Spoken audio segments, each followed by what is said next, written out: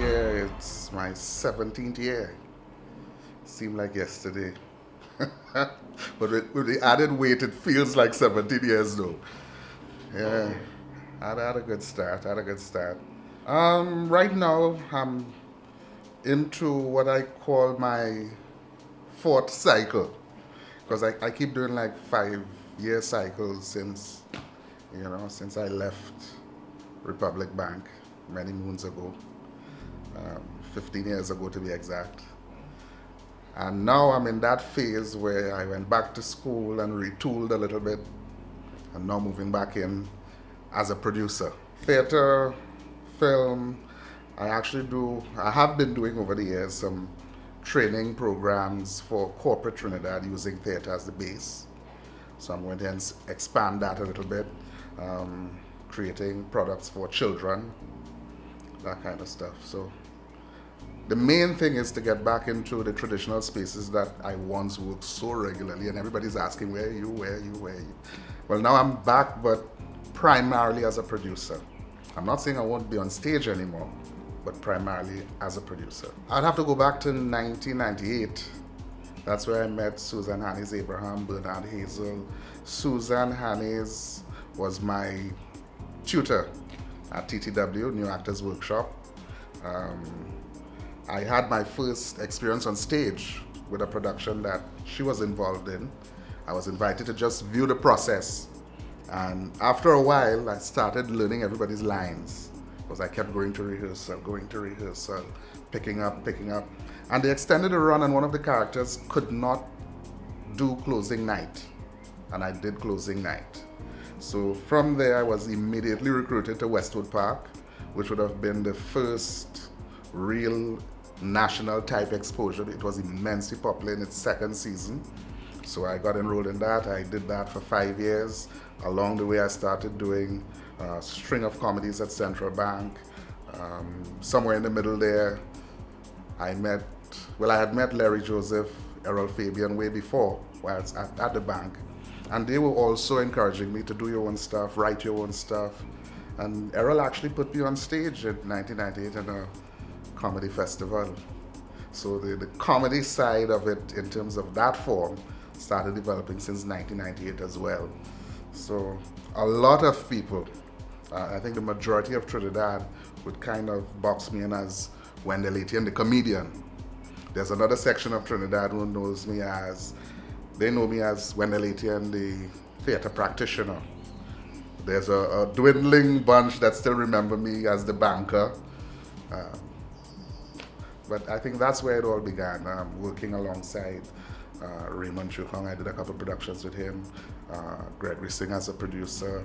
Richard Raghubar Singh and I were on stage at Central Bank Auditorium. So I've worked with everybody.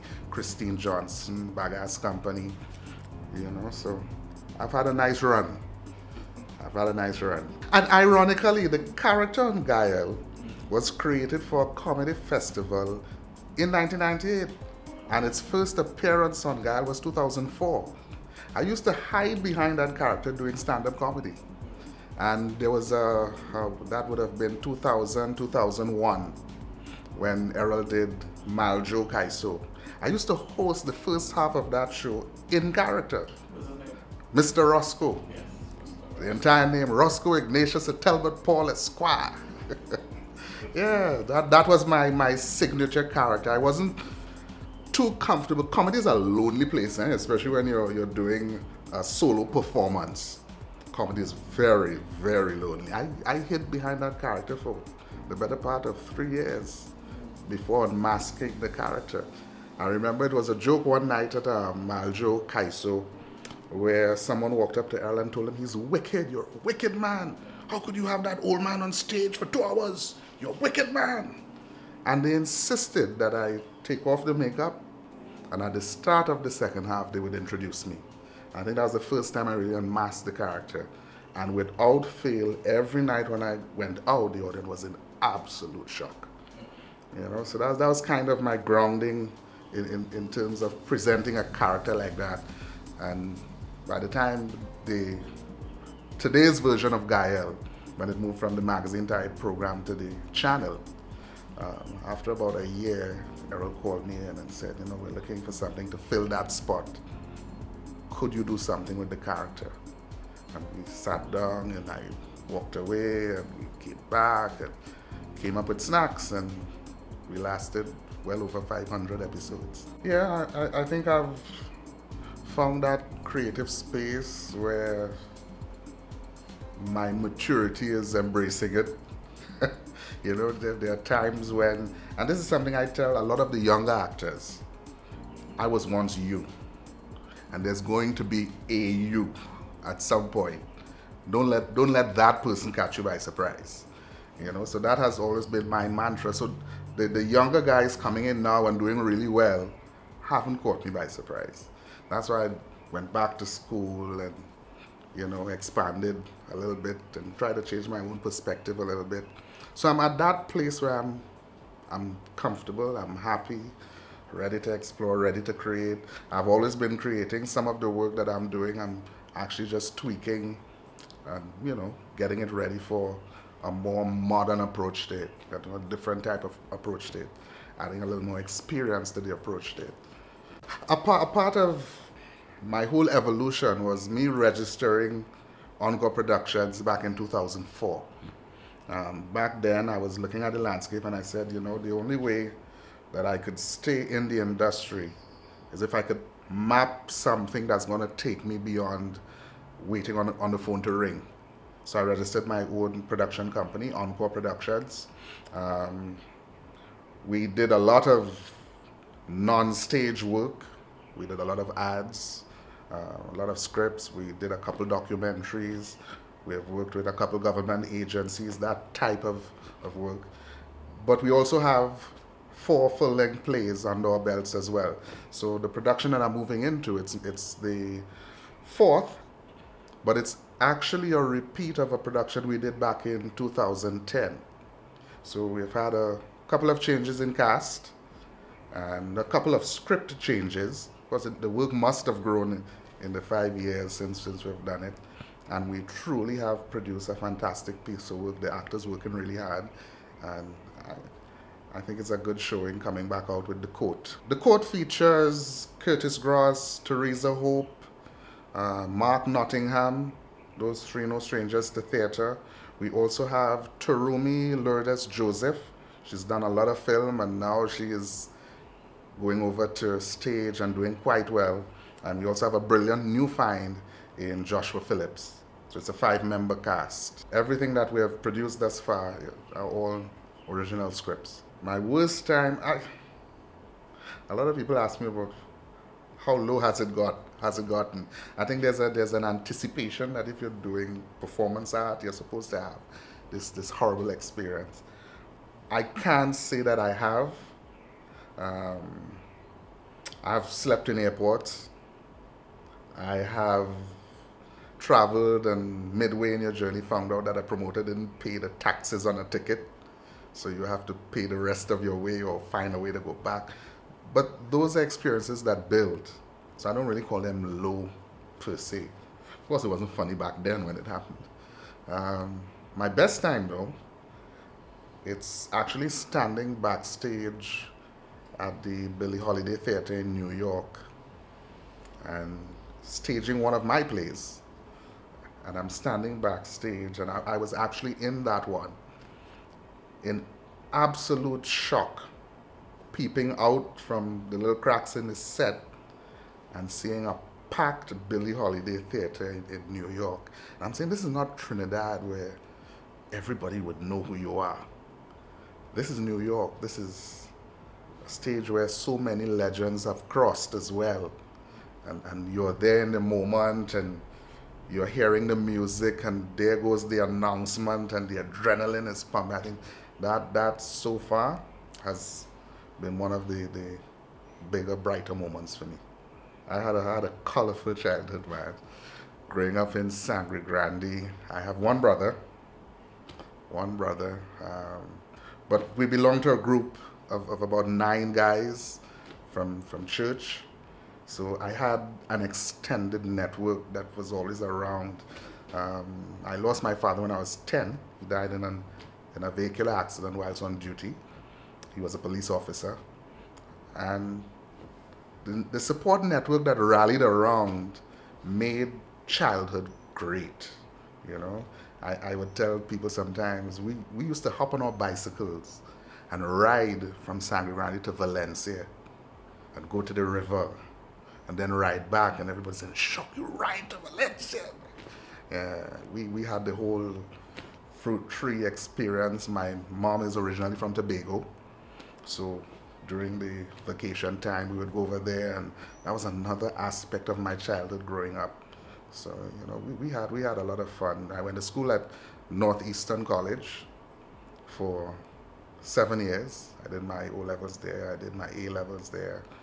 um, I actually, the first time I did O levels, I made an absolute mess of it, you know, and the government actually funded my repeat at St. Joseph's College.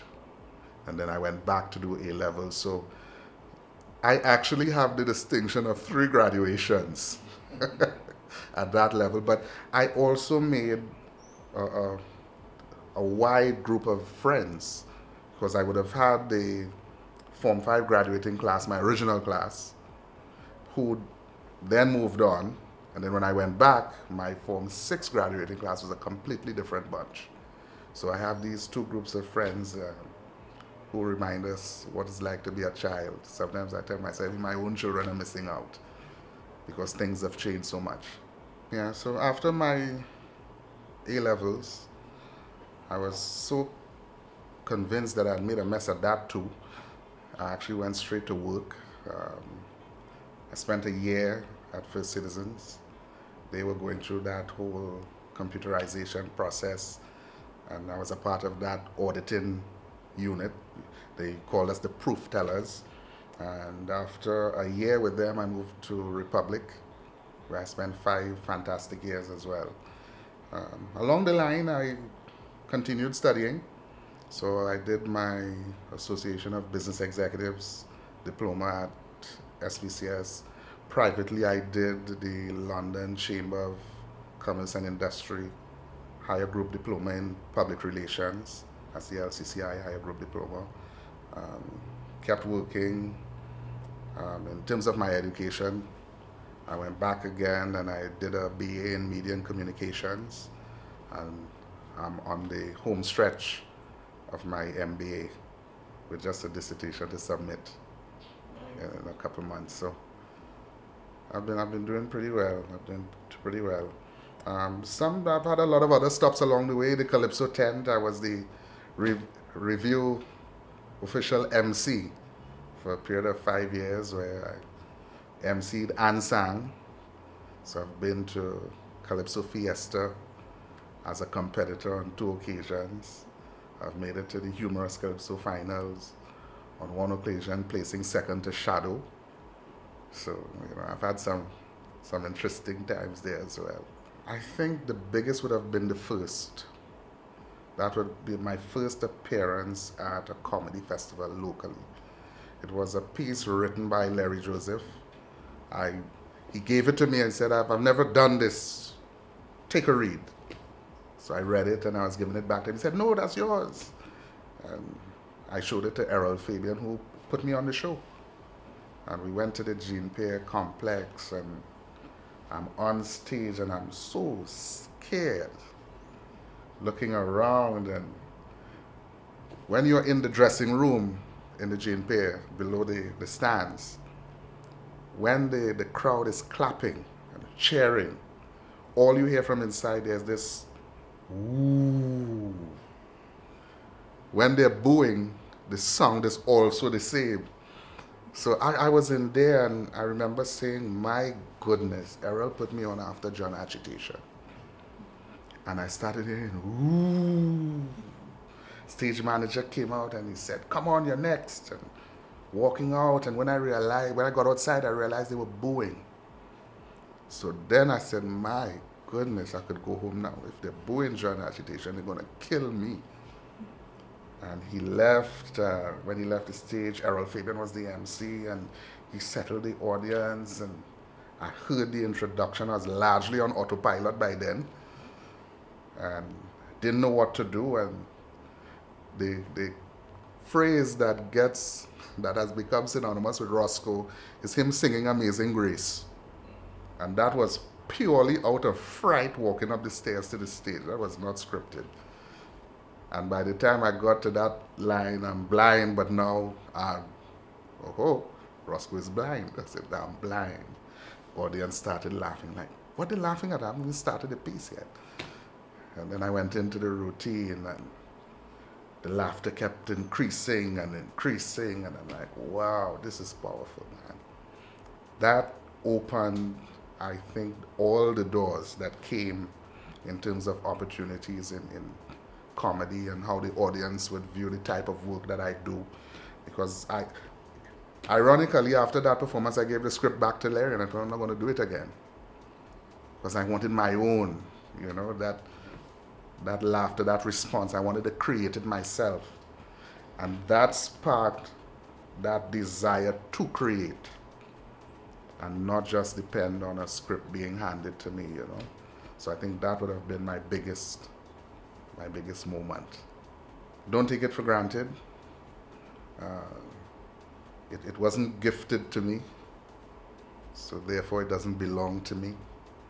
And I've learned that through the experiences of a number of people, both here and abroad, people who have been involved in this, and I have seen this industry, if I'm bold enough to call it that, turn its back on people who have, one, reached a certain age, or for another reason or whatever reason get distracted.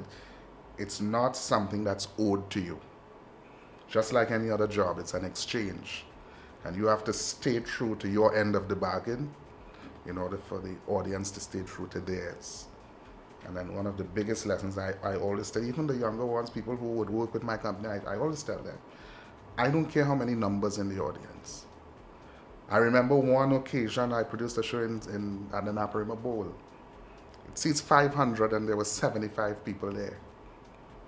And the 75 people were wondering, okay, we're going to wait for the announcement, get our money back and go somewhere. And I went on, I said, no. I said, I respect the fact that you chose to be here.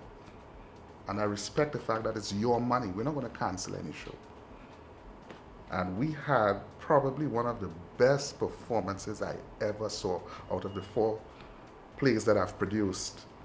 And the next time I went back to Naparima Bowl, that word spread at intermission. People were coming to tell me, well, I hear you don't cancel shows, so I know I was going to get some entertainment tonight. I'm like, wow.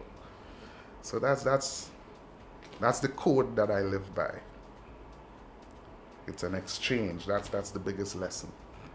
It's not something that's going to be granted or given to you. Nothing. Nothing. At one point, I used to be afraid of falling ill. There was a time I used to be afraid of death. But as you grow older, you know, at 41 now, I've seen so many things good and bad happen. And I've seen people with courage beyond my years. I've seen children who have had to live with illnesses, wearing a smile. I dare not say that I'm afraid of anything. And I still belong to that group of people they call human, who at times of weakness, you will have times of weakness and not want certain things for yourself. But with 2 children now, my mantra has changed. I don't want certain things for my children. But I'm good. And I honestly believe that if I continue doing what I think I was placed here to do, then I have no reason to fear what's going to happen to me, my family, my friends. No fear. My daughter is 3 going on 30, and my son is 7 going on 25. 3 and 7. The interesting age. Oh man. They make, and they have taught me how ridiculous everything else is. You know, you go home, you're tired and you're fed up or you're frustrated and you wonder if you made the right choice today. And you get home and they strip you of all that insecurity and they let you know that you are still the hero, despite it all. I've learned so much from those children. It's amazing. It's amazing. And my wife is equally supportive. She's sometimes that voice of reason. Because again, I'm creative, so I get crazy at times. Oh, you spoil them. Oh yeah. Yeah. I spoil them. If I don't, somebody else will. Might as well be me. You know. But I've also tried my best to teach them to say no thank you. Because sometimes it's not always what I've taught them really was, and in terms of spoiling them, you could have anything that you've earned, but that doesn't mean you should have everything. And they are quite content with the possibility, living with that knowledge that I could have anything that I want. But they don't have the desire for it or the hunger for everything. I probably ask why. Why what? Why are you doing this? Why would you go through a process that doesn't even guarantee you a salary? You know? And it's just a recent question that was actually posed to me. I'm like, And I think the answer would be because that's who I am. I think that's the honest answer. That's who I am. I'd probably be managing someone who is. No, I've only had 2 careers. When I left school, I went into the bank.